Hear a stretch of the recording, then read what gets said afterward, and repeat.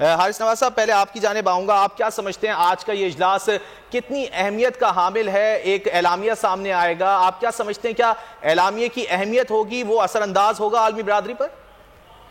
دیکھیں، یہ آج کا ایک اجلاس جو یہ بہت ہی اہمیت رکھتا ہے، خاص طور پہ پاکستان کے لیے اور اسلامک ممالک کے لیے کہ تمام OIC اکٹھے ہوئے ہیں ایک پلیٹ فارم پر افغانستان کے جو حالات کو ڈسکس کرنے کے لیے۔ اور سیکنڈ اہمیت یہ ہے کہ یونائٹڈ نیشن کے 5 پرماننٹ ممالک بھی یہاں موجود ہیں، ان کے ریپرزینٹیٹیوز، پھر ورلڈ بینک، IMF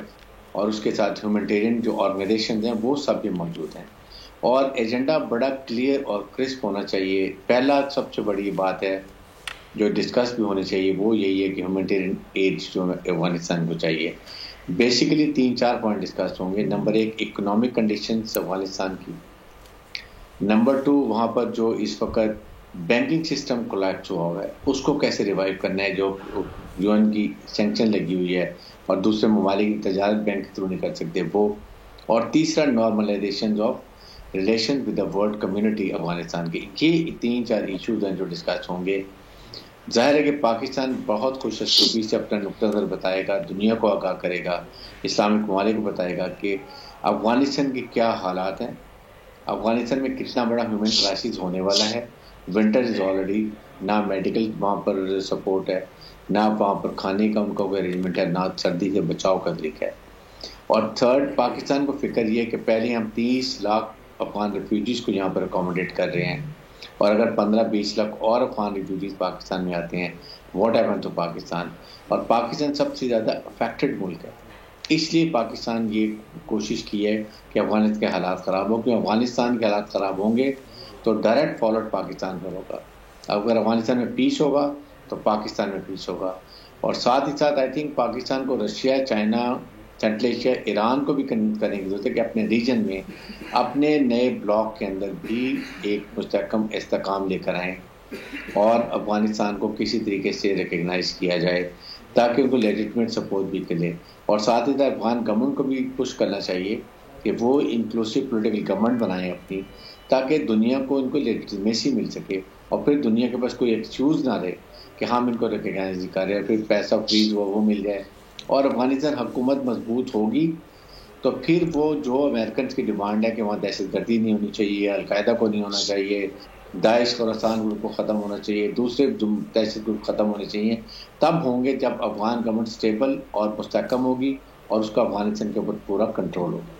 اچھا حارث نواز صاحب، تقریباً 40 سال کے بعد پاکستان جو ہے وہ OIC کا اجلاس جو ہے وہ ہوسٹ کر رہا ہے۔ اب اگر PTI گورنمنٹ کی اگر بات کریں ہم، تو کیا خارجی سطح پر جو ہے، خارجہ کی سطح پر آپ کس طرح دیکھتے ہیں؟ Is it strong for Pakistan? دیکھیں، یہ ایک بہت ہی اہم اجلاس ہے۔ میں اس کے لیے پاکستان کی وزارت خارجہ کو، پاکستان کے پرائم منسٹر کو مبارکباد دیتا ہوں کہ جس طریقے سے انہوں نے اس کو سعودی عرب کے ساتھ کی، ظاہر کے اپروول کے ساتھ کی ایک میٹنگ ہو رہی ہے، اس سے پاکستان کی اہمیت دنیا میں بہت اجاگر ہوگی۔ اور سب سے بات یہ میسج جائے گا سافٹ امیج آف پاکستان کہ پاکستان میں امن ہو چکا ہے، پاکستان میں کوئی دہشت گردی کا اب کوئی امکان نہیں ہے، تمام مندمین جو ہیں وہ سیف، سیکیورٹی ان کی بہت ٹائٹ ہے۔ اس میں ہمارے سیکورٹی اداروں کو بھی بات دینی چاہیے کہ انہوں نے بہت اچھے طریقے سے پلان کی ہے، اور امید کرنی چاہیے، دعا کرنی چاہیے کہ یہ کانفرنس بڑے اچھے حالات میں خیریت سے انجام اور تمام مندمین اپنے ممالک کو خیریت سے واپس پہنچے۔ اور ساتھ ہی ساتھ یہ جو 5 پرماننٹ ممبر ہیں جس میں رشیا ہے، USA ہے، برٹن ہے، فرانس ہے، ان کو بھی بتایا جائے کہ جی اس وقت کیا حالات ہے، کیا ان کی ذمہ داری ہے۔ لیکن سب سے پہلے ذمہ داری اسلامک ممالک کی ہے، کیونکہ افغانستان ایک مسلمان ملک ہے۔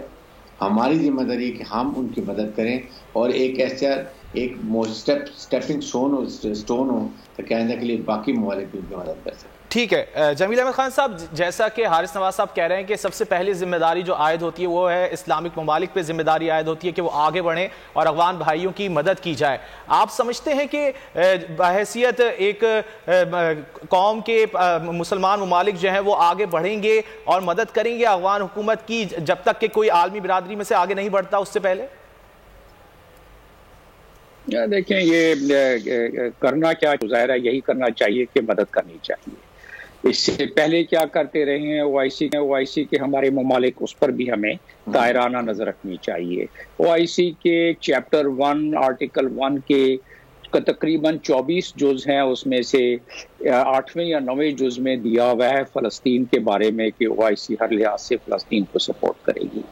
فلسطین کے معاملے میں کتنا سپورٹ کیا وہ ہم سب کو معلوم ہے۔ اسی طرح او آئی سی دوسرے معاملات میں جب تل ابیب سے دارالخلافہ موو ہو رہا تھا اسرائیل کا اقصی میں، تو اس وقت او آئی سی نے کیا اور یہ بھی ہمیں پتہ ہے۔ اب یہ ایک کامیابی پاکستان کی یقیناً ہے، اور اس لحاظ سے ہے کہ یہ انویٹیشن او آئی سی کے طرف سے سعودی عرب کی انویٹیشن گئی ہے، کیونکہ وہ چیئر ہیں او آئی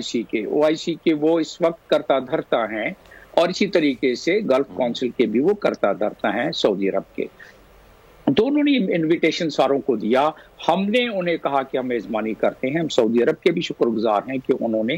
اس بات کو مانا اور ہمیں میزبانی یہ سونپ دی انہوں نے۔ اس سے ہمیں ایک تو یہ ہے کہ یہ ہماری سفارتی کامیابی ہے کہ ہم نے میزبانی حاصل کی، اور دوسرا یہ ہے اس میں اس میزبانی کے سلسلے میں جو او آئی سی کی کانفرنس یہ کال کی گئی ہے، جیسا کہ انٹرو میں آپ لوگوں نے بتایا ہے، یہ کال کی گئی ہے او آئی سی کے آرٹیکل 10 کے تحت۔ آرٹیکل 10 کے تحت ایک تو عام جو روٹین کی کاؤنسل آف فارن منسٹر کی سبمٹ ہوتی ہے وہ ہر سال ہوتی ہے، اور ایکسٹرا آرڈنری سبمٹ بلائی جا سکتی ہے، تو وہ سعودی عرب نے بلا لیا اور یہ شروع ہو گئی۔ اس سے پاکستان کا ایک بہت بڑا خارجی لحاظ سے ایڈوانٹیج یہ ہے کہ آپ نے دیکھا ہوگا کہ کل سے جو 1-on-1 میٹنگ ہو رہی ہے ہمارے وزیر خارجہ کی مختلف گروپوں کے ساتھ، اور چیف آف آرمی اسٹاف کی جو ہوئی ہے میٹنگ انڈونیشیا کے فارن منسٹر کے ساتھ اور جرمنی کے انوائے کے ساتھ، تو ایک طرف تو ملٹری ڈپلومیسی کرنے کی ہمیں سہولت ہو گئی، دوسری طرف ہمیں بائی لیٹرل یعنی آن دا سائڈ آف او آئی سی ہمیں کافی بائی لیٹرل میٹنگ کرنے کا۔ اب آ جاتے ہیں ملٹری لیٹرل میٹنگ۔ یہ جو او آئی سی کی میٹنگ ہوتی ہے یا EU کی میٹنگ ہوتی ہے یا افریقن یونین کی میٹنگ ہوتی ہے یا اقوام متحدہ کی میٹنگ ہوتی ہے، اسے ملٹی لیٹرل ڈپلومیسی کہتے ہیں۔ تو ملٹی لیٹرل ڈپلومیسی کے تحت جو یہ کام ہو رہا ہے، یہ یقیناً اس سے ہمیں کافی اس کی امپورٹنس ہے، نواز صاحب سے کہ اس کی کیا امپورٹنس ہے، اور اس کی امپورٹنس اس اور بڑھ جاتی ہے کہ سعودی عرب نے اس کو ایک پریورٹی کے طور پر سمجھا کہ یہ ہونا چاہیے۔ آپ کو یاد ہوگا جب مسجد اقصی کا سوال آیا اور سربراہان کی سبمٹ ہوئی ترکی میں، تو سعودی عرب کے طرف سے نمائندگی جو کی گئی اس میں نہ سربراہ گئے سعودی عرب کے، نہ سعودی عرب کے وزیر خارجہ گئے اس سبمٹ میں، بلکہ اس سے جونیئر لوگوں کو بھیجا۔ یہاں اس کی اہمیت یہ ہے کیونکہ کونسل آف فارن منسٹر کی میٹنگ ہے اور خود فارن منسٹر آ رہے ہیں، اور انہوں نے ہی او آئی سی کے پلیٹ فارم سے اس کو انوائٹ کیا ہے۔ ایک تو یہ بات، اس سے مطلب یہ ہوا کہ اس وقت ورلڈ یعنی کہ او آئی سی کے 57 ممالک یہ انگیج کرنا چاہتے ہیں طالبان سے۔ اور آپ کو یہ بھی اندازہ ہونا چاہیے کہ پس پردہ یہ جتنے بھی ریجنل آرگنائزیشن ہے، او آئی سی کیا ہے؟ ریجنل آرگنائزیشن ہے، جس طرح نیٹو ہے، جس طرح میں نے آپ کو بتایا کہ افریقن یونین اور باقی جو علاقائی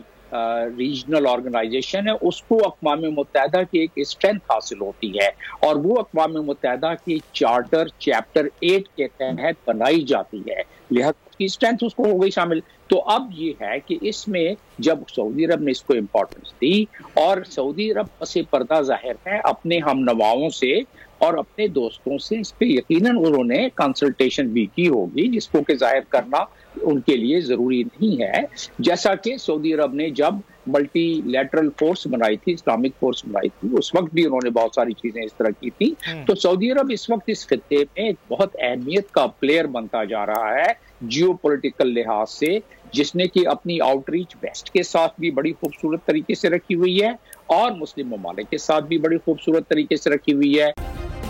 سبسکرائب کریں اور بیل دبائیں تاکہ کوئی خبر رہ نہ جائے۔